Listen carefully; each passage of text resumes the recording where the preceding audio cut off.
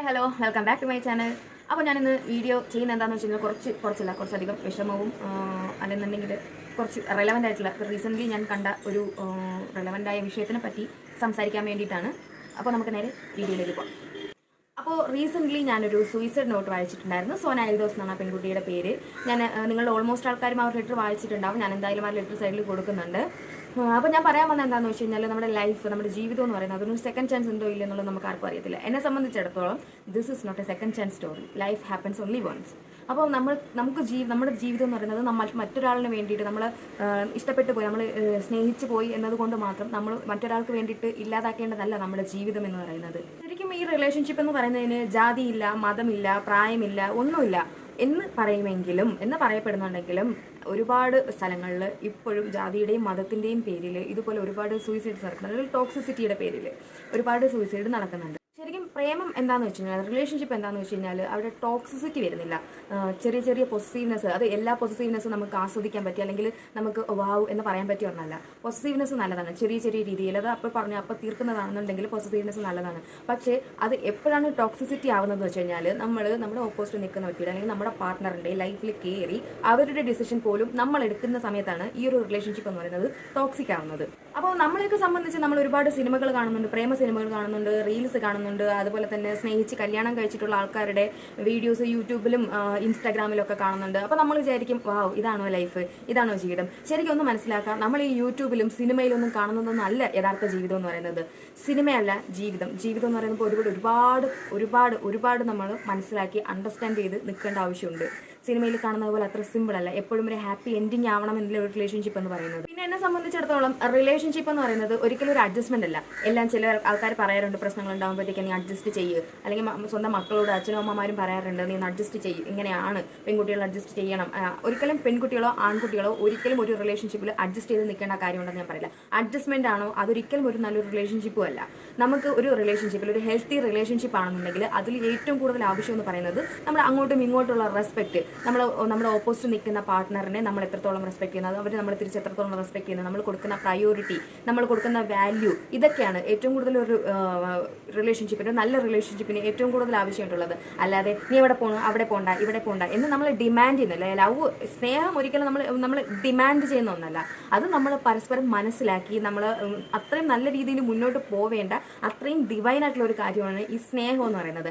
അതിനെ കുറേ ടോക്സിസിറ്റി വാരി വലിച്ചിട്ട് നമ്മളെന്താണ് ഓപ്പോസിറ്റ് നിൽക്കുന്ന ആൾക്കാർ നീ അത് ചെയ്യണ്ട എന്ന് പറയുമ്പോഴത്തേക്ക് ഓ വാവ്, ചേട്ടൻ പറഞ്ഞു കഴിഞ്ഞാൽ പിന്നെ വേറെ അപ്പീലില്ല എന്ന് പറഞ്ഞ് അതിനെ അക്സെപ്റ്റ് ചെയ്ത് മുന്നോട്ട് പോകുമ്പോൾ, അല്ലെങ്കിൽ അതിൻ്റെ പെൺകുട്ടി പറഞ്ഞു കഴിഞ്ഞാൽ ഞാൻ അതിന് അപ്പുറത്തേക്ക് നീങ്ങൂല എന്ന് പറഞ്ഞ് നിൽക്കുന്ന ഒന്നല്ല, അങ്ങനെ നിൽക്കേണ്ട ഒന്നല്ല റിലേഷൻഷിപ്പ്. അവിടെ ഒരു അഡ്ജസ്റ്റ്മെന്റിന്റെ ആവശ്യമില്ല. നമ്മുടെ ഇഷ്ടങ്ങൾ, നമ്മുടെ പ്രൊഫഷൻ, നമ്മുടെ പാഷൻ എല്ലാം മനസ്സിലാക്കി അതിനെ അക്സെപ്റ്റ് ചെയ്ത് നമ്മുടെ കൂടെ നിന്ന് നമ്മളെ സപ്പോർട്ട് ചെയ്യുന്ന ഒരാൾ, അങ്ങനെ നിൽക്കുന്ന ഒരാളാണ് നമ്മുടെ ശരിക്കുള്ള പാർട്ട്ണർ എന്ന് പറയുന്നത്.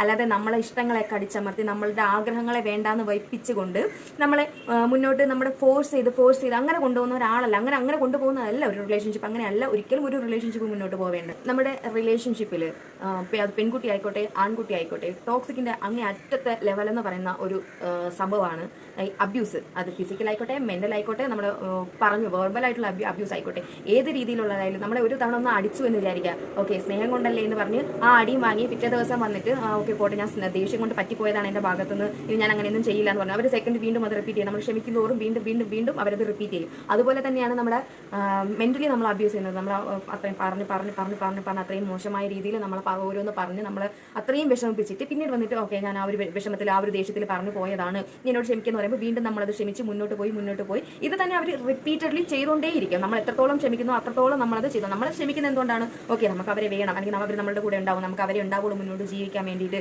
അവരായിരിക്കും നമുക്ക് എപ്പോഴുള്ളത്. ഓക്കെ, ഒരു തവണ പറഞ്ഞു കഴിഞ്ഞാൽ എന്താ വീണ്ടും വന്ന് സോറി പറയുന്നുണ്ടല്ലോ, അത് സോറി പറയുന്നത് നമ്മൾ അവർക്ക് ആവശ്യമുള്ളത് കൊണ്ടാണല്ലോ എന്ന് നമ്മൾ ചിന്തിക്കും. പക്ഷെ അങ്ങനെയല്ല.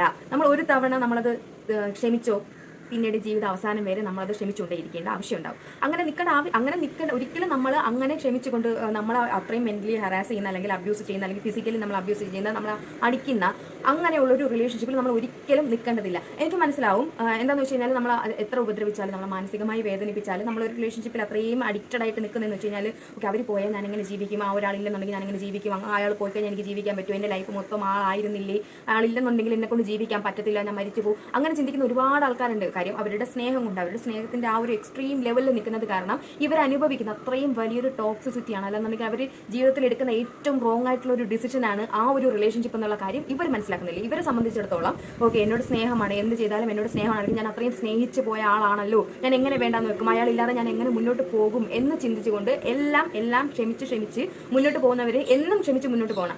അവസാനം ഏതെങ്കിലും ഒരു പോയിന്റിൽ വെച്ചിട്ട് ഈ ക്ഷമിച്ച് മടുക്കുന്ന സമയത്ത് ആ ഒരു റിലേഷൻഷിപ്പ് നമുക്ക് വിട്ട് പോകാനും പറ്റാത്തൊരവസ്ഥയും. അപ്പോൾ എന്താ ചെയ്യുന്നത്? അപ്പോഴാണ് സൂയിസൈഡ് ചെയ്യുന്നത്. ഈ സൂയിസൈഡ് എന്ന് പറയുന്നതാണ് ഒരു റിലേഷൻഷിപ്പിൻ്റെ എൻഡ് എന്ന് പറയുന്നത്. നമ്മുടെ ലൈഫ്, നമുക്ക് കിട്ടിയ ആ ഒരു ലൈഫ്, അതിൽ എന്തെല്ലാം നമുക്ക് മുന്നോട്ട് കാര്യങ്ങളുണ്ടാവും. നമ്മളെല്ലാം ജീവിച്ചു കഴിഞ്ഞു, നമ്മുടെ ചുറ്റിലും കാണുന്ന എല്ലാ സ്ഥലങ്ങളും, നമ്മുടെ നാട്ടിലുള്ള എല്ലാ ടൂറിസ്റ്റ് പ്ലേസിലും നമ്മൾ പോയിട്ട് നമ്മൾ എല്ലാ ഫുഡും എൻജോയ് ചെയ്തിട്ടുണ്ട്, നമ്മൾ ഫാമിലിയുടെ കൂടെ ടൈം സ്പെൻഡ് ചെയ്തിട്ടുണ്ട്, നമ്മൾ ഫ്രണ്ട്സിൻ്റെ കൂടെ ടൈം സ്പെൻഡ് ചെയ്തിട്ടുണ്ട്. ഇതൊന്നും ഇല്ലാതെ ഈ ഒരു ഒറ്റ ഒരാളിന് വേണ്ടിയിട്ട് നമ്മുടെ കംപ്ലീറ്റ് ടൈമും നമ്മുടെ കംപ്ലീറ്റ് പ്രയോറിറ്റിയും ആ ഒരു ഒറ്റ ഒരാളിൽ നമ്മൾ വെച്ചുകൊണ്ട് നമ്മൾ ജീവിക്കുന്നത്. അങ്ങനെ ജീവിച്ച് തീർത്ത് അവരുടെ ഒരു റിലേഷൻഷിപ്പ് നിന്ന് പോയിട്ട് അതങ്ങ് പോയി, അവർ പ്രേമിച്ച് കഴിഞ്ഞ് അവർ പ്രശ്നമായി, നമ്മൾ പോയി മരിച്ച്. ബാക്കിയുള്ളത് എന്താണ്? നമ്മൾ എന്താണ് അതുകൊണ്ട് നേടിയിട്ടുണ്ടായിരുന്നത്? ഒന്നുമില്ല. നമ്മുടെ ആ ഒരു ലൈഫ് കൊണ്ട് നമ്മൾ എന്താണ് നേടിയത്? ഒന്നും നേടിയില്ല. ഒരിക്കലും ആർക്ക് വേണ്ടിയിട്ടും ഇല്ലാതാക്കേണ്ടതല്ല നമുക്ക് കിട്ടിയ ജീവിതം എന്ന് പറയുന്നത്. നമുക്ക് എക്സ്പ്ലോർ ചെയ്യാൻ ഒരുപാടുണ്ട്. നമുക്ക് എക്സ്പ്ലോർ ചെയ്ത് തീർക്കാൻ പറ്റാത്ത അത്രയും കാര്യങ്ങൾ, ഫുഡ്, ട്രാവൽ, നമുക്ക് എന്താണ് ഇഷ്ടം, വായിക്കുക, എഴുതുക, എന്തെല്ലാം കാര്യങ്ങൾ നമുക്കുണ്ട്. ഒരാൾക്ക് എന്തൊക്കെ കഴിവുകളുണ്ടാവും, നമുക്ക് ഇപ്പം ഇല്ലെങ്കിൽ പോലും നമുക്ക് എന്തെങ്കിലുമൊക്കെ ചെയ്ത് തുടങ്ങുക എന്നുള്ളതാണ്. എന്തെങ്കിലുമൊക്കെ പുതുതായിട്ട് ചെയ്യുക, നമ്മൾ എങ്ങനെയൊക്കെ ടൈം സ്പെൻഡ് ചെയ്യുക, ഒരുപാട് സ്ഥലങ്ങളിൽ പോവുക, ഒരുപാട് ഫ്രണ്ട്സിനായിട്ട് സംസാരിക്കുക. അപ്പോൾ തന്നെ നമുക്ക് കിട്ടുന്ന ഒരു ഹീല്, അതാണ് ഇമ്പോർട്ടൻ്റ് ആയിട്ടുള്ളത്. പിന്നെ നമ്മൾ ഹീൽ ചെയ്യാൻ ടൈം വിൽ ഹീൽ എന്ന് ഞാൻ ഒരിക്കലും പറയത്തില്ല. നമ്മളെ ഹീൽ ചെയ്യേണ്ടത് നമ്മൾ തന്നെയാണ്. അത് പതിയെ ഹീലായി വരും. ഒരുപാട് സമയം എടുക്കുമായിരിക്കും, പക്ഷേ ഒരു ദിവസം നമ്മൾ ഹീലാവും. അന്ന് നമ്മൾ റിയലൈസ് ചെയ്യും, ഓക്കെ, ദിസ് ഈസ് ലൈഫ്.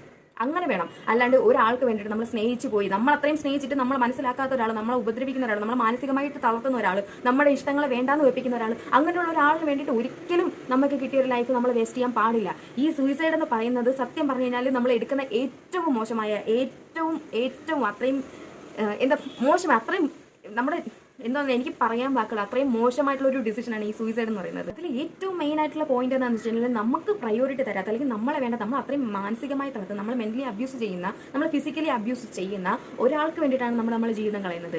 അതിൻ്റെ ആവശ്യമുണ്ടെന്ന് നിങ്ങൾക്ക് തോന്നുന്നുണ്ടോ? നമ്മൾ പെട്ടെന്ന് തോന്നുന്ന ഒരു മെന്റാലിറ്റിയിൽ പോയിട്ട് ആത്മഹത്യ ചെയ്യുന്നു, അതവിടെ കഴിഞ്ഞ് ആ ഒരു സ്റ്റോറി അവിടെ അവസാനിച്ച്. കുറച്ചുകൂടി കഴിയുമ്പോഴത്തേക്ക് നമ്മളെ ഇമ്പോർട്ടൻസ് കൊടുത്ത് സ്നേഹിച്ച ആ ഒരു വ്യക്തി എന്താ ചെയ്യുന്നത്?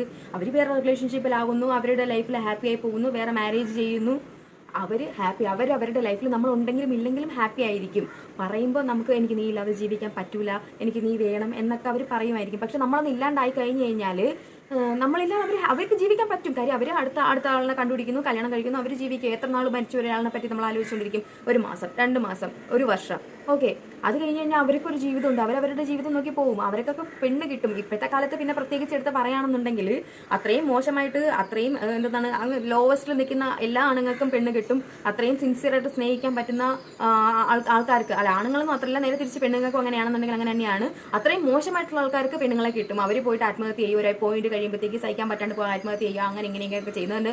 അത്രയും നല്ല സിൻസിയറായിട്ട് സ്നേഹിക്കാൻ പറ്റാത്ത, അത്രയും ലോയൽ ആയിട്ടുള്ള ആൾക്കാർക്ക് പെണ്ണും കിട്ടൂല. അത്രയും ലോയൽ ആയിട്ടുള്ള പെൺകുട്ടികൾക്ക് അത്രയും നല്ല ലോയൽ ആയിട്ടുള്ള ഒരു ആണുങ്ങളും കിട്ടൂല എന്ന് പറഞ്ഞിട്ടുള്ള അവസ്ഥയാണ്. നമുക്ക് ഒറ്റ ജീവിതമേ ഉള്ളൂ. അത് നമ്മൾ ആർക്ക് വേണ്ടിയിട്ടും നമ്മൾ ഇല്ലാണ്ടാക്കി കളയരുത്. ഒരു ആൺകുട്ടിയും ഒരു പെൺകുട്ടിയും ഇനി സ്നേഹത്തിന്റെ പേരിൽ ആത്മഹത്യ ചെയ്യാതിരിക്കട്ടെ, അല്ലെങ്കിൽ മരിക്കാതിരിക്കട്ടെ, അങ്ങനെ ഒരു ഡിസിഷൻ തന്നെ എടുക്കാതിരിക്കട്ടെ. നിങ്ങൾ അത്രയും മെന്റലി സ്ട്രെസ് ആണെന്നുണ്ടെങ്കിൽ നിങ്ങൾ പോയി ഒരു കൗൺസിലിംഗ് അറ്റൻഡ് ചെയ്യുക, ഒരു സൈക്കോളജിസ്റ്റിനെ കാണുക, നല്ലൊരു കൗൺസിലിംഗ് എടുക്കുക. നിങ്ങൾ കുറേ കഴിയുമ്പോഴത്തേക്ക് നിങ്ങൾ സ്വന്തമായിട്ട് ഹീലാവും. അതുവരെ ഒന്ന് വെയിറ്റ് ചെയ്യുക.